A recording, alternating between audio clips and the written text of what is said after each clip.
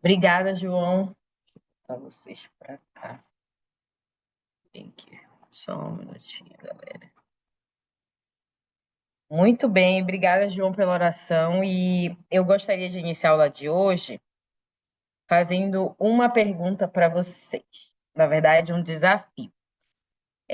Imaginem que vocês receberam um desafio grande e complexo.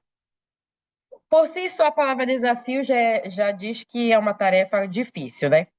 Então, imaginem isso, imaginem talvez que vocês já tenham vivido isso no passado, ou estão vivendo no presente, ou imaginem um contexto, um desafio muito, muito grande e complexo de resolver. E vocês são obrigados a cumprir esse desafio. Eu pergunto, como que vocês resolveriam, de maneira geral, como que vocês começam a pensar em resolver esse desafio? Qual é a primeira coisa que vocês pensam? Quais são as primeiras coisas que vocês pensam para resolver um desafio grande e complexo?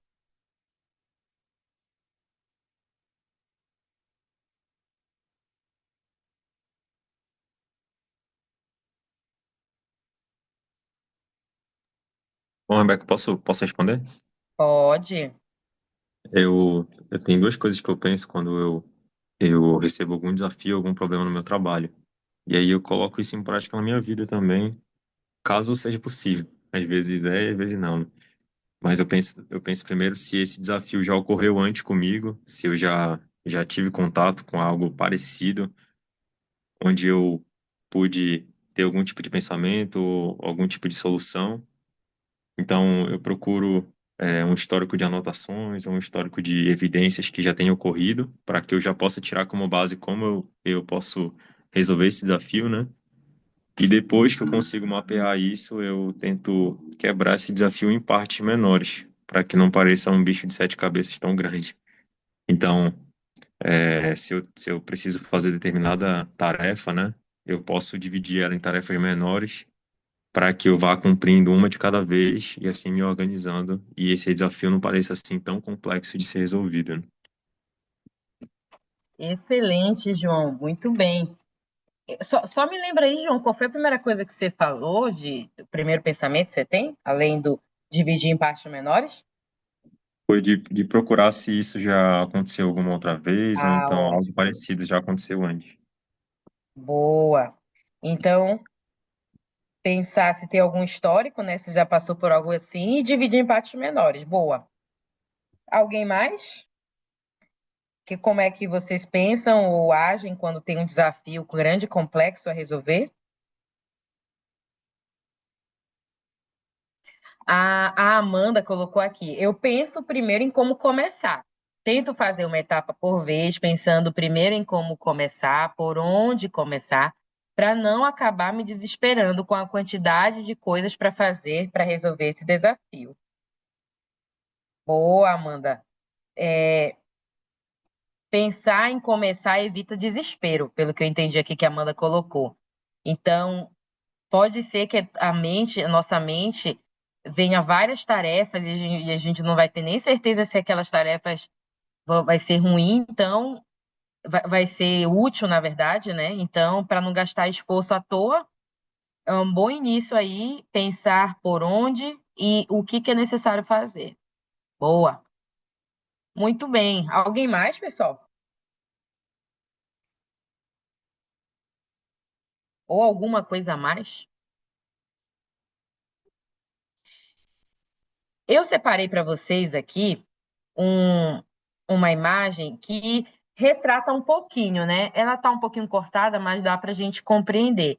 Então, imagine que a gente tem que resolver um desafio difícil, né? Um desafio difícil. Então, existem várias coisas que eu posso fazer. Eu preciso primeiro ter uma compreensão desse desafio. Vocês comentaram um pouquinho, né, sobre pensar no desafio, em o que que é aquilo, entender o que que é aquilo. O João falou sobre, será que eu não já fiz isso antes, né? Reunir informações sobre esse problema, acho que a Amanda comentou um pouco sobre isso. Depois a gente pode dividir em partes menores. Então, um problema que é muito grande, complexo, a gente vai lá e divide em etapas para que ele se torne alcançável. E aí a gente precisa, né, planejar uma estratégia. Então, depois, a Amanda também comentou isso na fala dela, de parar e planejar. Pensar e planejar. O que é que eu vou fazer para resolver esse problema? Aí, né, galera, precisa de foco, porque em meio a uma quantidade nunca, a gente nunca enfrenta um desafio sozinho, né? Sempre tem outras coisas que precisam ser mantido e a gente precisa ter foco, direcionar nossa energia para resolver aquele desafio lá. Aí, quando a gente está executando lá nossos desafios, vai ser necessário às vezes revisar, porque a gente não acerta de primeira. E às vezes também ocorrem imprevistos e os resultados não são os mesmos. Então, talvez a gente precise ajustar a rota. E por fim, a gente tem que finalizar e refletir. Quais foram as lições que eu aprendi com aquele desafio? Mesmo que a gente que não alcance aquilo que se imaginou no início, mas existe sempre lições a se aprender. Então, no geral, vocês comentaram e eu resumi aqui, para resolver um problema difícil, a gente precisa fazer várias coisinhas, pensar em várias coisinhas. Tendo isso em mente, né, esse diagrama que complementa o que vocês falaram, todos nós recebemos um desafio grande e complexo. Eu quero que vocês olhem para uma imagem que eu vou projetar agora e me digam qual é esse desafio que nós recebemos do Senhor, do nosso Pai Celestial, e como que vocês resolveriam esse desafio? Então, a primeira pergunta é: que desafio é esse que está nessa imagem aí? Qual é o desafio que nós recebemos do Senhor que está nessa imagem?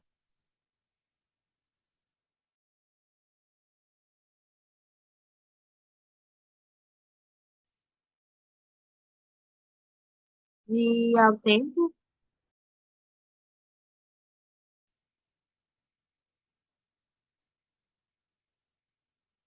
Sabrina, quer falar? Seria de ir ao templo. Qual é? Desculpa, Sabrina. De ir ao templo. Desafio de ir ao templo. Alguém dá mais? A dica é que está nessa imagem. A Sabrina compartilhou que a opinião dela é de ir ao templo.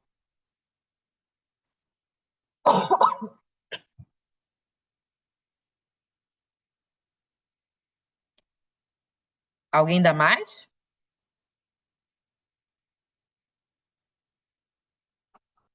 Qual é o desafio grande e complexo? A Amanda colocou frequentar a casa do Senhor, muito bem, comenta também a mesma opinião da Sabrina. Muito bem. Então, isso que a Sabrina e a Amanda comentaram de frequentar a casa do Senhor faz parte desse desafio grande e complexo. E nesta imagem aqui, o que simboliza este desafio grande e complexo. Antes, na verdade, nem vou dar a resposta para vocês. Tem a ver com o que vocês falaram, viu, Sabrina e Amanda? Vamos ler essa escritura aqui e vocês me digam qual é o desafio que tem a ver com o que a Sabrina e a Amanda comentaram. Vou pedir aqui para Sabrina, pode ler para nós? Posso. E aos membros manifestarão perante a igreja e também perante os élderes, por conduta e linguagem piedosas, que são dignos dela, a fim de que haja obras e fé segundo as santas escrituras, andando em santidade perante o Senhor. Muito bem. Então, Sabrina e os demais, né? Lendo essa escritura e voltando na imagem, qual é o desafio que a gente encontra aí, que o Senhor nos deu, que tem a ver com a nossa frequência ao templo e tem a ver com essa escritura aí? Qual é o desafio que é grande e complexo?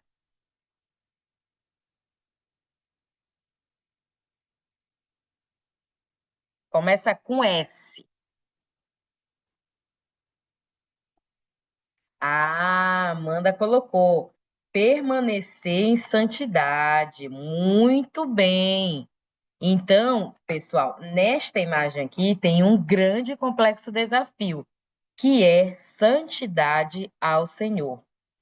Por que que vocês acham que esse desafio é difícil, é grande e complexo, na opinião de vocês?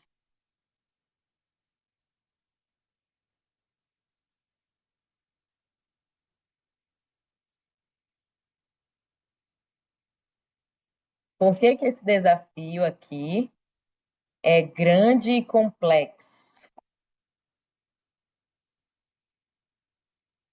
A Amanda colocou porque o mundo está constantemente tentando nos puxar para fora dessa santidade.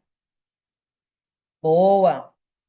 Por que que para vocês, pensem na vida de vocês, quais são as dificuldades que vocês encontram para resolver esse desafio? A Amanda comentou, né? O mundo tem muita tentação. Tem mais alguma coisa?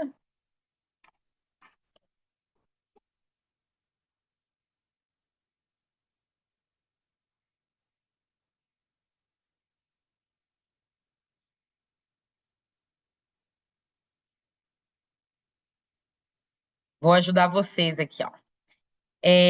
Moacir, tu pode ler para nós o que diz lá no Guia de Estudo das Escrituras sobre o que significa essa palavra que é o nosso desafio aí, a santidade? Por favor.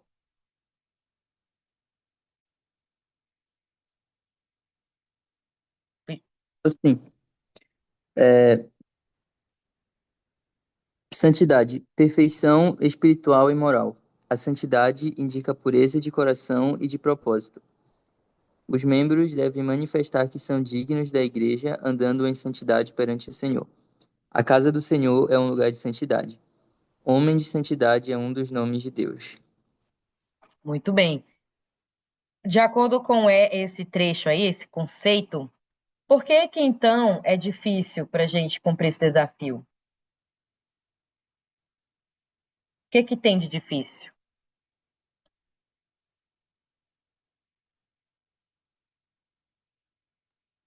Acho que essa parte fala perfeição espiritual, parece soa com uma coisa meio difícil, né? Perfeição.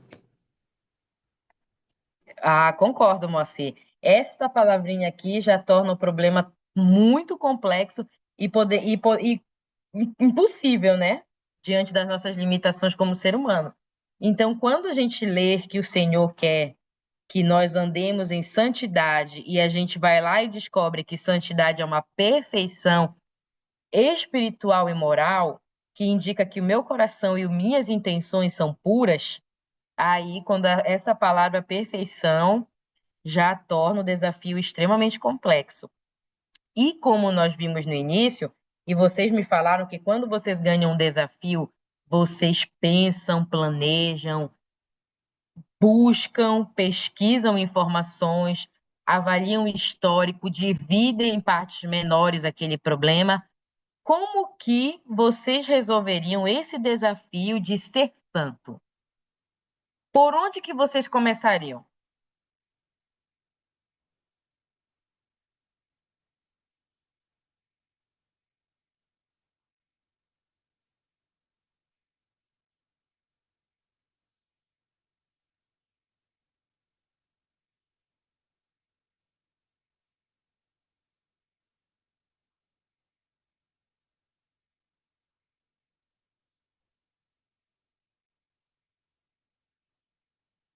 João Vitor, por onde que você começaria? Assim, como é algo bem é, complexo, né? Complexo não, né? Mas é algo bem difícil de ser alcançado. Na verdade, é algo inalcançável, né? Nessa vida a gente não vai conseguir ser perfeito, né? Então, eu acho que eu tentaria me esforçar ao máximo para conseguir fazer o meu melhor, sabe? E, bom, partindo do princípio de que eu não posso ser perfeito em tudo nessa vida, né? Eu posso tentar me esforçar em pequenos atributos, né? Então, me esforçar em ser perfeito, em guardar determinado mandamento, ou então me esforçar em manter meus pensamentos puros, é, por, por o máximo de tempo que eu consigo, ou então me esforçar para frequentar o templo, por exemplo, com uma meta de ir todas as semanas. Então, acho que pensar de uma maneira um pouco mais específica, né, pode fazer com que me ajude a ir me tornando um pouquinho perfeito e fazendo o que o Senhor espera, né, na minha vida. Excelente, João. Gabriel, Eu começaria me abstendo de coisas que me afastam do Senhor, ou me afastam dessa santidade. Começaria me afastando de certas coisas. Acho que é o primeiro princípio, uma primeira parte, particularmente falando, você começa a se separar, né? Porque a santidade até é interessante que outro dia tinha um professor de filosofia lá na nossa aula, fazendo uma visita, que o Zé tinha levado a família dele, e a gente estava falando sobre santidade na aula do quórum, e ele falou que vem do hebraico, né, que é se separar.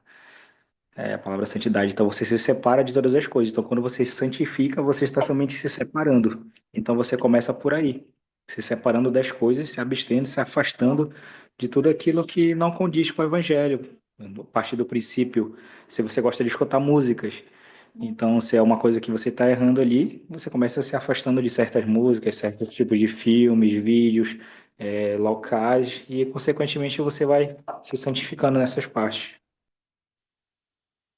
excelente, Gabriel. Você comentou, aí eu volto aqui na imagem, né? A gente tem, o Senhor mandou que nós andássemos em santidade. E aí a gente precisa ter uma compreensão profunda sobre esse desafio.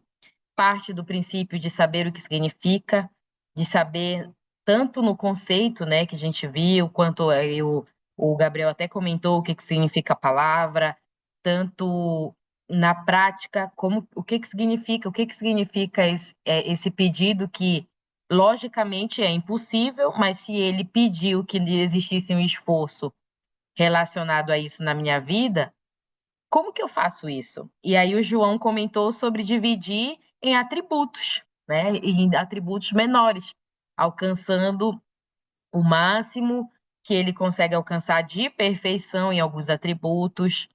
E vocês, né, pessoal, precisam ter um foco, porque, como disse a Amanda, constantemente o mundo tenta desfocar. Ele tenta nos puxar para fora dessa santidade. Muito bem. Então, temos um desafio, já sabemos qual é esse desafio. Vamos ler o que o presidente Nelson fala sobre a santidade e o templo. Sabrina, você pode ler para nós? Posso? Tá me escutando? Estou ouvindo. Peraí. Aqueles que entram no templo também devem possuir o atributo da santidade. Pode ser mais fácil atribuir santidade a um edifício do que a um povo. Faz sentido para você, pessoal? Esse aí que ele disse que é mais fácil um edifício do que um povo? Acho que tem um emotion aí que é um joinha, né? Quer ver? Deixa eu ver se eu acho aqui. Se vocês concordam, botem um joinha aí. Vou botar aqui. Deixa eu ver se eu acho esse joinha aqui também. É mais fácil. Olha aí, ó, Mandinha botou o joinha dela. É mais fácil atribuir santidade a um edifício do que a um povo. É mais fácil um edifício ser perfeito do que um povo, né? Pense em você. Povo é muita gente, né? Mas imagina que é mais fácil atribuir santidade a um edifício do que santidade a mim, por exemplo, ser humano, né? Então é um desafio. Isso aqui confirma que é um desafio grande e complexo. Então, pessoal, já recebemos esse desafio, mas é um desafio, por mais que o resultado seja a busca pela perfeição, existe uma jornada nessa busca. E existem alguns tópicos, alguns elementos que nos ajudam nessa busca. Hoje nós vamos falar sobre algum deles relacionado ao que a Amanda e acredito que a Sabrina comentaram no começo, sobre o templo. E aí, eu gostaria que a Shirley pudesse ler para nós o que o presidente Nelson fala sobre o templo. O templo é a casa do Senhor, a base de toda ordenança e convênio do templo. O ponto central do plano de salvação é a expiação de Cristo. Toda atividade, toda aula, tudo o que fazemos na igreja visa ao Senhor e sua casa santa. Nosso empenho de proclamar o Evangelho, aperfeiçoar os santos e redimir os mortos, tudo isso nos conduz ao templo. Entrar no templo é uma enorme bênção, mas antes precisamos estar dignos. Não devemos apressar-nos. Não podemos encurtar nossa preparação e arriscar-nos a violar convênios que não estejamos preparados para fazer. Isso seria pior do que não fazê-los. Obrigada, Shirley. Então, de acordo com essas palavras do presidente Nelson, de que maneira o templo influencia a nossa vida diariamente em busca da santidade?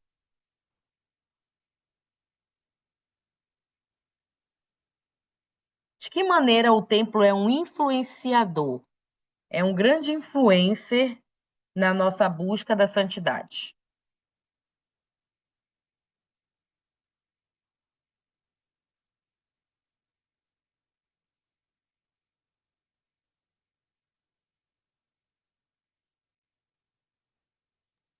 É, eu acho que, como fala aí, né, todas as coisas que nós fazemos na igreja, elas são direcionadas para nós podermos entrar no templo e fazer as ordenanças lá, os convênios lá. E para nós entrarmos lá, como eu falei também, nós precisamos estar dignos. Então, ao mesmo tempo que nós temos esse incentivo, vamos dizer assim, de todas as atividades da igreja para entrar lá, para nós chegarmos lá, nós precisamos estar dignos, precisamos estar santos. Então, meio que uma coisa se liga com a outra e é um incentivo a mais para nós ficar, sermos santos e permanecermos dessa maneira. Boa, Moacir. Então, ele nos lembra, né? Ele nos capacita para que a gente possa entrar nele e permanecer dignos. Muito bem.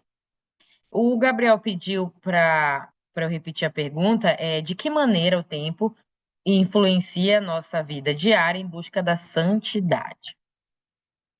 O Moacir comentou sobre, né?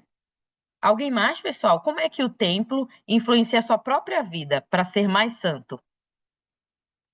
Eu acredito que a partir do momento, Rebeca, que nós estamos tendo uma certa frequência no templo, nós podemos sentir o amor do Pai Celestial, né, que nós somos filhos de Deus. Pelo menos isso funciona comigo particularmente falando. Quando eu estou no templo, eu sinto que eu sou filho de Deus, que Ele me ama, literalmente que nem no hino, né, que Ele me ama e que um dia eu posso retornar para a presença dele, do básico. Então, isso, quando eu saí do templo, eu fico pensando, se eu quero sentir esses mesmos sentimentos sempre, eu devo viver dessa maneira, né? Se eu quiser viver viver no reino celestial, eu tenho que viver leis celestiais aqui na terra. Então, a partir do momento que essa frequência com essa frequência o templo interage comigo, com o meu espírito, então eu penso nessas coisas. Então, automaticamente, quando eu saio do templo, isso já vem comigo, dentro do meu espírito. Obrigada, Gabriel, Moacir. Vocês falaram, ambos falaram sobre o amor também, né? Então, as experiências que eu tive no templo também me influenciaram a permanecer digna de continuar tendo essa experiência.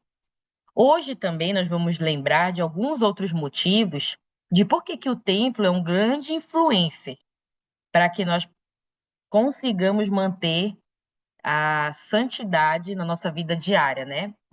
Naqueles pequenos atributos. Uma das coisas que existe no templo é essa palavra aí, investidura. A Amanda que está nos visitando, pode ser que você nunca tenha ouvido falar nessa palavra, Amanda, investidura. Alguém se habilita a explicar o que que significa investidura, o que que é investidura? Ela ocorre dentro do templo.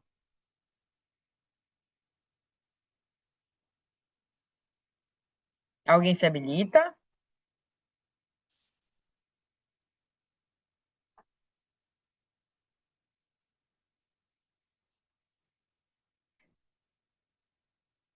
Vou ajudar vocês. Vamos ler aqui.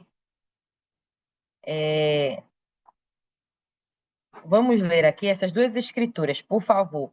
Eu vou pedir para o João ler essas duas escrituras, João, por favor. Doutrina e Convênios, na seção 105. Pois eis que preparei uma grande investidura e bênção para derramar sobre eles, se forem fiéis e perseverarem em humildade diante de mim. Mas, sendo que há alguns que deram ouvidos às minhas palavras, preparei uma bênção e uma investidura para eles, caso continuem fiéis. Em verdade vos digo, é-me conveniente que os primeiros elders de minha igreja recebam sua investidura do alto em minha casa, que mandei fosse construída para o meu nome na terra de Kirtland. Boa. Obrigada, Ju. Alguém só que queria falar? Acho que foi engano, né? Então, aqui dando já alguma dica do que é o investidura, até para a Amanda que está nos visitando, de acordo com essas escrituras, a investidura é considerada o quê para os membros da igreja? De acordo com essas escrituras. De acordo com a escritura, Rebeca, aí diz que a investidura é uma bênção, né? Para nós que será derramada sobre a nossa vida se formos fiéis e perseverarem até o fim. Muito bem, João. Boa. Então ele fala bênção, bênção. Cadê? Ele diz, né, que é conveniente que todo mundo receba. Então, o que é isso que é uma bênção e que o Senhor diz que é conveniente que todo mundo receba e que ela ocorre dentro do templo? Vamos ler um material que fica, deixa eu só botar aqui no que é. Que é um material que fica dentro do site da igreja, a publicação oficial, e que ela explica o que é e por que que ela é considerada essa bênção que tanto se repete nas escrituras. Deixa eu só ver se vocês conseguem ver minha tela aqui. Vamos ler aqui.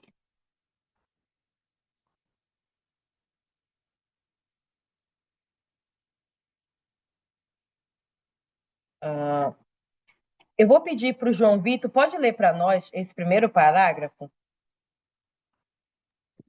Vamos lá, posso sim. O recebimento da investidura do templo é uma das experiências mais sagradas de sua vida. A preparação pessoal tornará a experiência mais significativa e vigorosa. Muitos membros da igreja recebem a investidura antes de irem para a missão ou antes de se casarem, enquanto outros simplesmente têm um grande desejo de progredir no caminho do convênio. A despeito das circunstâncias, é importante perceber que a investidura é mais do que um mero passo adiante. Ela é uma parte gloriosa e essencial de sua jornada eterna. Muito bem. Então, já sei que a investidura é uma experiência que eu vou ter no templo e que ela é parte da minha jornada eterna, tá? Vamos ver aqui, visão geral. Para nossa amiga Amanda, que está nos visitando, para ela entender o que é. João, pode continuar a leitura, por favor? Quando se uniu à igreja. Quando se uniu à igreja, você recebeu duas ordenanças, o batismo e a confirmação. A investidura, da mesma forma, é recebida em duas etapas. Na primeira, você recebe... Pode continuar? Só um minutinho, João. Obrigada. Ele diz que a investidura é uma Ordenança. Ordenança, assim como o batismo e a confirmação.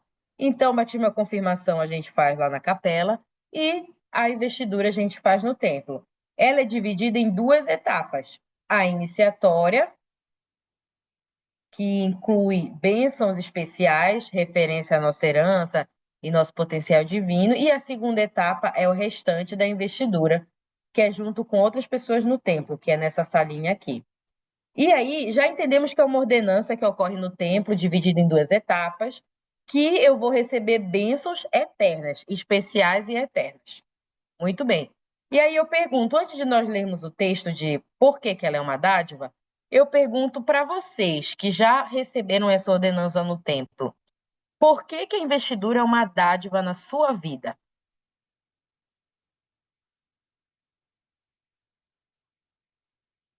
Por que que ela tem preparado vocês? Por que que vocês consideram ela uma dádiva?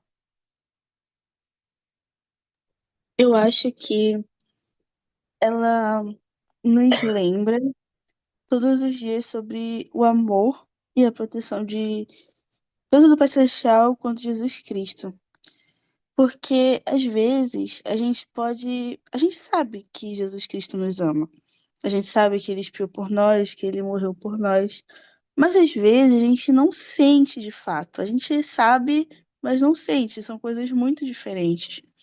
E às vezes, né, quando a gente tá vivendo nossa vida normalmente e a gente lembra dos convênios que nós fizemos, ou quando a gente, tipo, sente o Garmin, por exemplo, assim, num dia aleatório do dia, no momento aleatório do dia, perdão, a gente consegue lembrar do momento que a gente teve no tempo e de tudo que foi falado, de tudo que a gente vai aprendendo ao longo das sessões que nós vamos participando, né, tanto da investidura quanto da iniciatória, e também lembrar que temos o papel nessa terra e também do amor de Cristo.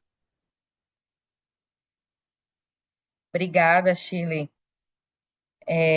Você usou palavras, né, como proteção, que ela nos lembra de que temos um Deus em Jesus Cristo que nos protege, o nosso propósito e as bênçãos, né, aquilo que nós vamos receber com o cumprimento dos mandamentos. Gabriel? E Rebeca, eu estava pensando aqui, né? Eu fui fazer uma pesquisa aqui e fala que dádiva, né, ela pode ser considerada como fosse um dom, né? Um presente ou algo espontâneo que dá. Isso me remeteu que, assim como o sacerdócio, eu acredito que a investidura ela pode ser uma extensão do poder do Pai Celestial, ou de um dom que ele quer nos dar. O sacerdócio, né, nós usamos aqui a extensão do Senhor, né? O poder do Senhor que nós usamos. E a investidura poderia ser considerada da mesma forma, acredito eu, fosse uma extensão de um dom que o Pai Celestial ele estende para nós. Não é à toa que quando nós fazemos a investidura, né, que nós recebemos as nossas vestes sagradas, né, que é chamado garment, ele serve de escudo e proteção para nós contra os poderes do maligno, poderes coisas assim. Então se torna literalmente uma extensão do poder de proteção que o Pai Celestial ele tem. Excelente, Gabriel. Você leu que é uma bênção, é um dom, né? E aí, aqui nesse material, complementa muito o que você falou, Gabriel, e que a Shirley também comentou. A palavra, vocês conseguem ver, né? Aqui o material? Só me confirme. A palavra investidura, vocês conseguem ler? Sim, Tá. Então, aqui ele diz que a palavra investidura significa dádiva. Então, ela por si só, essa palavra já diz que é uma dádiva, que é um presente, é um dom, uma bênção. Nesse sentido, a investidura no templo é literalmente uma dádiva de Deus. Ela confere bênçãos sagradas sobre você. Aí tem 5 bênçãos que ele confere, que ele resume, que são conferidas a quem recebe a investidura, a quem participa dessa cerimônia e que assume esse compromisso. Primeiro, mais conhecimento sobre os propósitos e ensinamentos do Senhor. Segundo, poder para fazer tudo o que Deus quer que façamos. Terceiro, orientação e proteção divinas, foi muito do que o Gabriel comentou, do que a Shirley comentou sobre proteção, orientação à nossa família e ao próximo, mais esperança, consolo e paz, e bênçãos prometidas agora e para sempre. De que maneira, meus amigos, vocês se sentem ao saber que a investidura que vocês fizeram no templo proporciona tudo isso de bênção para vocês? Se vocês tivessem que, como que vocês se sentem? E se vocês tivessem que escolher, por exemplo, escolham uma dessas aqui e me digam como que isso já ajudou vocês na vida de vocês, né? como que essa bênção já foi aplicada na vida de vocês quando vocês fizeram investidura, depois que vocês fizeram investidura?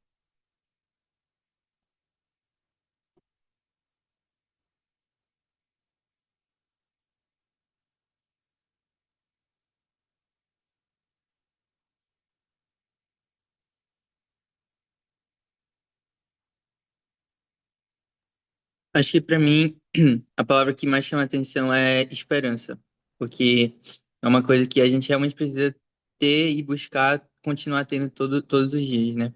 E através da investidura lembrar das bênçãos que a gente recebeu, da onde a gente veio, do nosso potencial, do que a gente pode se tornar e de que tudo isso depende da nossa vida aqui na Terra, das nossas escolhas, do que a gente vai escolher fazer.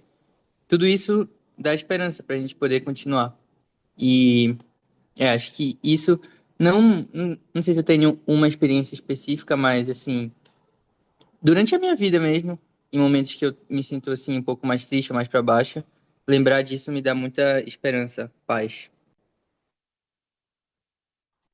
Obrigada, Moacir. Alguém mais?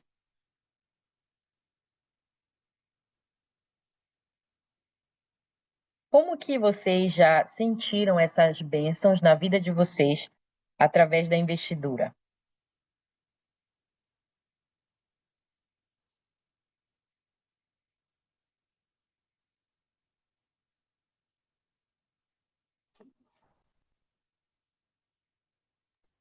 Acho que, para mim, o ponto 2 é bem importante, bem significativo, porque foi algo que eu percebi muito, assim, desde que eu fiz a investidura.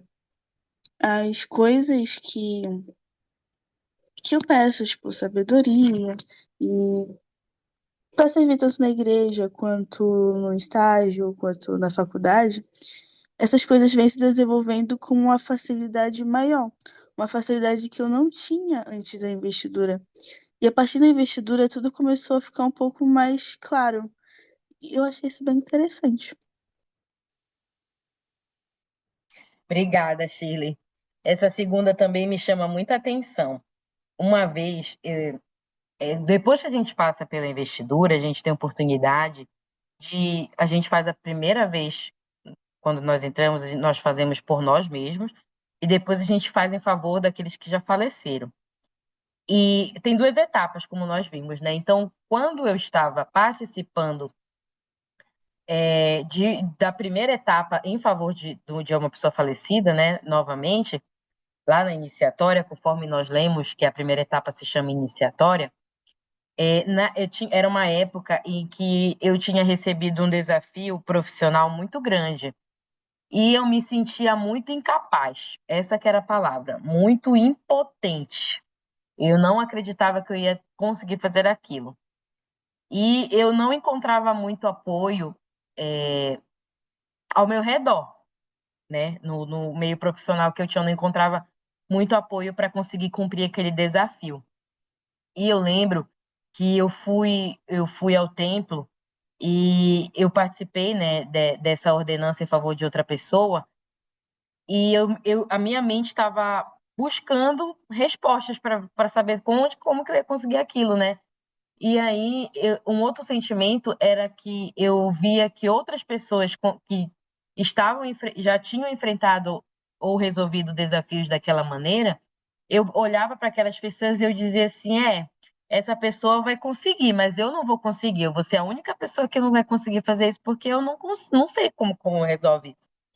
E aí, o principal sentimento que eu tinha era de que eu não ia conseguir em comparação a outras pessoas. E aí eu fui no templo e quando eu participei dessa ordenança, eu fui lembrada, né? Através de uma experiência espiritual, eu fui lembrada e claramente na minha mente veio o seguinte, que as pessoas com o qual eu estava me comparando, elas não eram investidas e eu era investida. Eu tinha investidura. Então, certinho na minha mente veio a seguinte frase: elas não têm o poder que você tem. Não porque eu sou uma filha de Deus mais favorita do que ela, nada do tipo. Mas porque eu tive a oportunidade de já ter esse poder comigo. Então, eu presto um testemunho para vocês, né, de que eu consegui alcançar aquilo, né? Que é possível, primeiro, compreender todas essas bênçãos, é possível a gente compreender através da nossa frequência ao templo. Se vocês não têm um testemunho sobre isso, eu sei que vocês podem ter um testemunho sobre isso. E segundo, elas são reais na nossa vida, elas são práticas na nossa vida. É possível viver todas essas experiências e adquirir um testemunho sobre todas essas bênçãos que nós recebemos através da investidura. Se tem algo na sua vida que você precisa, seja conhecimento, seja poder para fazer alguma coisa, seja orientação, proteção, esperança, consolo, paz, ou seja, uma bênção eterna que você quer garantir para você e sua família, lembrem-se da investidura, da qual vocês já fizeram. E aqueles que ainda não o fizeram, anseiem e se preparem para receber. Voltando ao nosso slide aqui, tem uma segunda parte que é o selamento, que também é uma ordenança que ocorre no templo. Eu gostaria que o Gabriel pode ler para nós o que o presidente Nelson fala sobre o selamento? As ordenanças, convênios, investiduras e selamentos do templo permitem que as pessoas sejam reconciliadas com o Senhor e que a família seja selada para além do véu da morte. A obediência aos convênios do templo qualifica-nos para a vida eterna, o maior de todos os dons de Deus. A vida eterna é mais do que a simples imortalidade. Ela é a exaltação no mais elevado céu, o tipo de vida que Deus leva. Muito bem. Gabriel, de acordo com esse texto que você leu, como que as pessoas elas podem ser preparadas para receber o selamento? Não entendi, Rebeca, desculpa, pode repetir? Como que as pessoas podem se preparar para receber o selamento?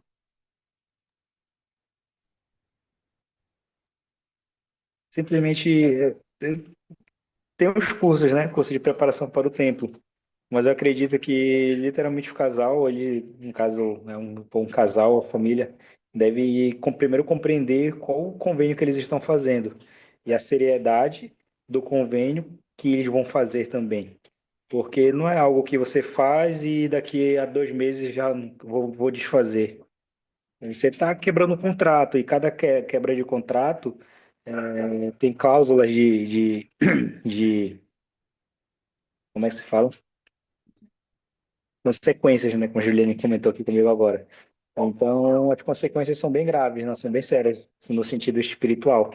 Mas acredito que estudando, acompanhando com o bispo ali, o presidente do Coro, Cidade de Socorro, acho que preparando as pessoas buscando isso, porque deve partir da própria pessoa e não de ela que tem que ir lá e ficar empurrando, mas a pessoa ter essa consciência do que ela está fazendo, né? Ter essa maturidade espiritual. É que nem quando a gente vai tirar nossa bênção patriarcal. O manual fala que a gente tem que ter uma maturidade espiritual para tirar essa bênção patriarcal. E assim, por si, a gente precisa ter para tirar uma bênção patriarcal, imagine para se preparar então para fazer um convênio com Deus e um convênio com o seu cônjuge. Perfeito, Gabriel. Então as pessoas têm que se preparar para o selamento, precisam compreender. E que bênção que é saber que tem uma autoridade que pode fazer com que a minha família possa ser eterna, com que as nossas famílias possam ser eternas. E aí, puxando um pouco do que o Gabriel falou sobre preparação, independente se eu vou entrar para fazer o selamento ou a investidura, o selamento para a família e investidura individualmente, eu preciso de um documento que me recomenda. Esse documento é a recomendação. Vocês lembram quais são algumas perguntas que são feitas numa entrevista que a gente recebe esse documento? Quais são algumas perguntas que o nosso bispo faz?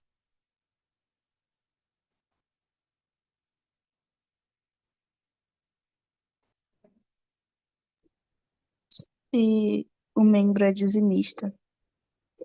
Se o membro é dizimista, Que mais? Nós temos um testemunho da expiação do Pai Celestial, Jesus Cristo. Boa, se nós temos um testemunho. Aqui, É, então, algumas perguntas. Pode falar, Gabriel. não, pode continuar as perguntas já também. Boa, Gabriel. Então, tem algumas perguntas. Aqui no manual tem 15 perguntas, 16, né? Eu vou resumir algumas, vou fazer uma pergunta para vocês. Então, vocês já falaram do testemunho, aqui fala de testemunhos sobre fé, né? Testemunho, fé, testemunho sobre restauração, expiação, sobre se a gente acredita em Deus, em Jesus Cristo, se nós apoiamos os nossos líderes, se nós apoiamos o profeta, se nós nos esforçamos para ser moralmente. Lembra que lá no conceito de santidade diz que a gente precisa ter uma perfeição moral? Então, aí, ó, moralmente limpo em pensamentos e comportamento, a lei da castidade.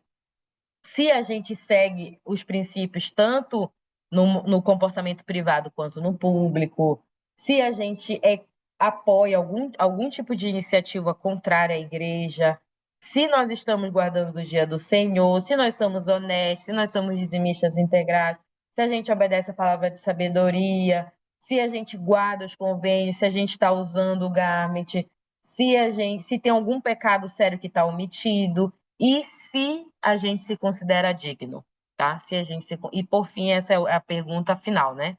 Se a gente se considera digno. E aí eu faço a seguinte pergunta para vocês. Por que essas perguntas são tão importantes?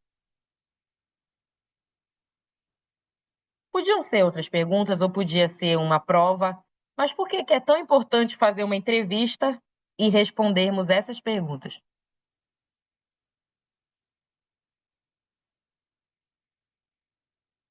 Na opinião de vocês, pessoal.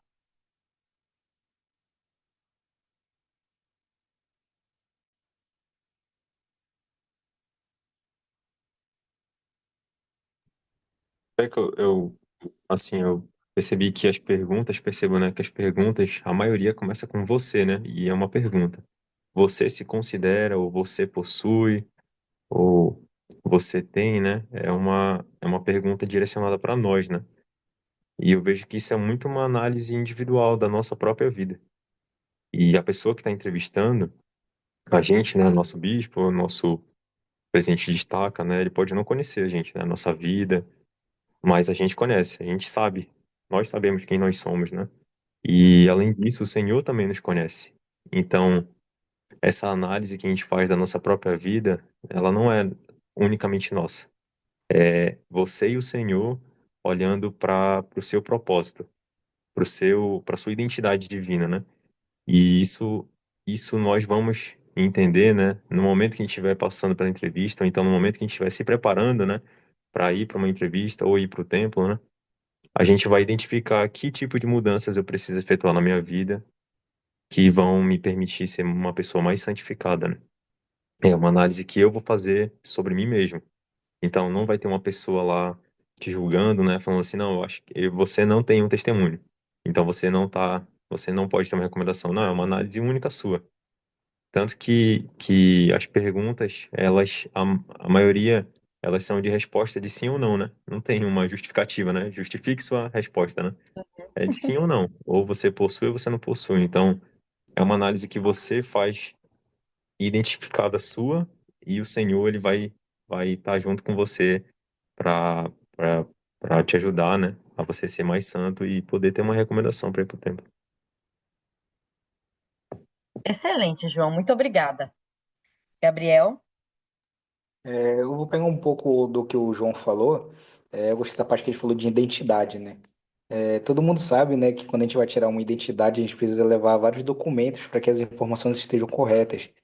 E se as informações não estiverem corretas, o documento sai errado e ele não pode ser usado.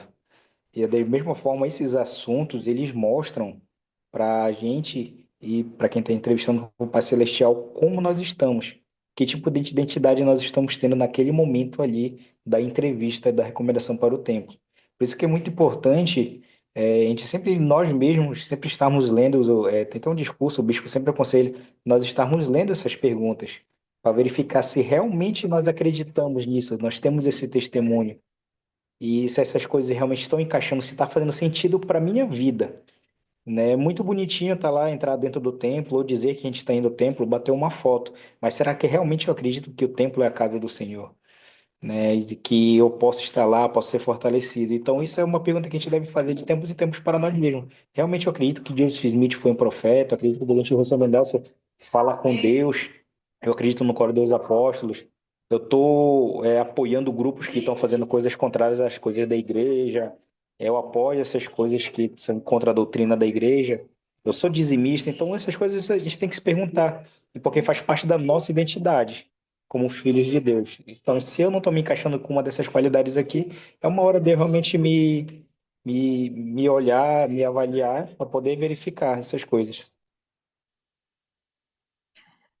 Obrigada, João e Gabriel. Eu não tenho nem nada a acrescentar, né? Porque é isso que vocês falaram. E reforçando isso que vocês trouxeram, o presidente Nelson ele traz uma comparação, tá? E aí eu gostaria de finalizar com essa comparação. Ele fala de um equipamento para nos ajudar a responder essa pergunta de por que que eu tenho que pensar em tudo isso, né? E aí ele traz esse equipamento aí, uma centrífuga. A centrífuga, eu sou da engenharia química, né? A centrífuga, ela é o equipamento utilizado para separar coisas, normalmente sólidos e líquidos.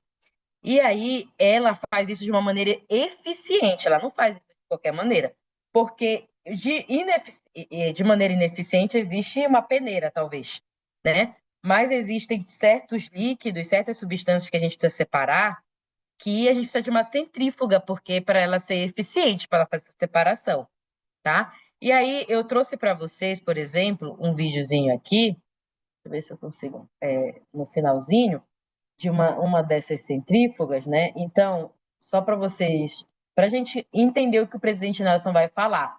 Esse daqui é um líquido que entra tudo misturado, né? Não tem nada separado aqui. Então, ele entra dentro do equipamento de centrífuga e aí ele vai, à medida que ele vai rotacionando, né, tem uma força física que vai fazer a separação dentro dessa tecnologia, e aí a gente vai ver o seguinte fenômeno. Por uma diferença de densidade, o sólido vai sair por aqui e pela outra o líquido. Então eu vou conseguir atingir aquele meu objetivo, que é a separação, né? Até que, se o meu interesse é o líquido, eu consigo recuperar todo o líquido. Se meu interesse é o sólido, eu consigo pegar o sólido, né? Aqui por essa saída. A saída do equipamento, a gente consegue pegar o sólido. Então, isso aqui é uma centrífuga, tá? Expliquei para vocês o que é uma centrífuga. Shirley, pode ler para nós qual é a resposta do presidente Nelson sobre essa pergunta de por que esses assuntos são importantes? Por que esses assuntos são tão importantes? Porque são centrifugadores espirituais.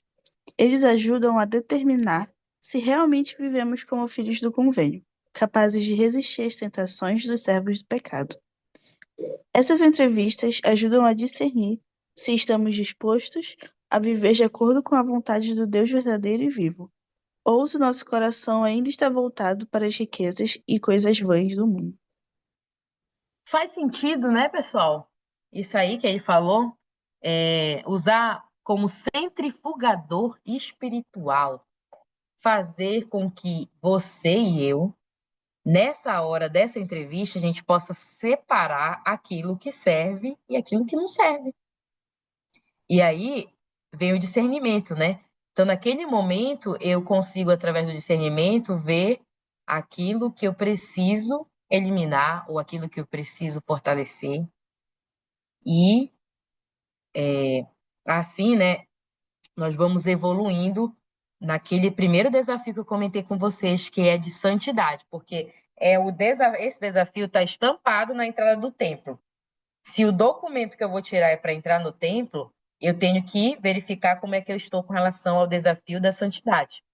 E então, lembre-se, essa entrevista é um centrifugador espiritual. E elas não são difíceis de compreender. Como o templo é a casa do Senhor, os critérios para admissão foram estabelecidos por ele. Entramos no templo como seus convidados. Receber uma recomendação para o templo é um privilégio. E aí, eu gostaria de finalizar a aula dizendo que, assim como essa imagem aí, para muitos eventos na vida existem credenciais. E o evento, entre aspas, mais importante para a nossa própria vida, que é um simbolismo do nosso objetivo, não é nenhum desses eventos aqui, congressos, né? Não é nada disso. São eventos importantes para a nossa jornada profissional, por exemplo. Mas quais são as credenciais para o evento mais importante da minha vida? E o presidente Nelson, ele fala sobre isso, que há uma meta. Opa, meu coisa saiu aqui. Há uma meta além da ressurreição. Vocês podem pensar, o evento mais importante da minha vida é a ressurreição. Mas ele ainda vai além. Ele diz assim, que há uma meta além da ressurreição. É a exaltação. Isso aqui, galera, é o evento, é o compromisso, é o objetivo maior nosso, é a exaltação. E eu preciso de credenciais para fazer isso, que são as ordenanças, elas que vão permitir que eu retorne a viver com o Pai Celestial e alcance essa exaltação. É o batismo, é as bênçãos do templo, através da investidura, do selamento. Uma dessas é a ablução, é a unção, é a investidura, é o selamento. Então, essas são as credenciais para o nosso maior evento, que é além da ressurreição. Um dia nós vamos encontrar o nosso Criador e vamos estar diante dele e seremos julgados por essas credenciais, as ordenanças, os convênios, as ações e os desejos do nosso coração. Eu presto meu testemunho que eu sei que essas palavras são verdadeiras, que o templo é a casa do Senhor e que por meio das ordenanças nós somos capazes de receber as bênçãos necessárias tanto para a mortalidade quanto para voltar a viver com Deus. Eu deixo essa aula em nome de Jesus Cristo. Amém. Amém. Eu vou pedir para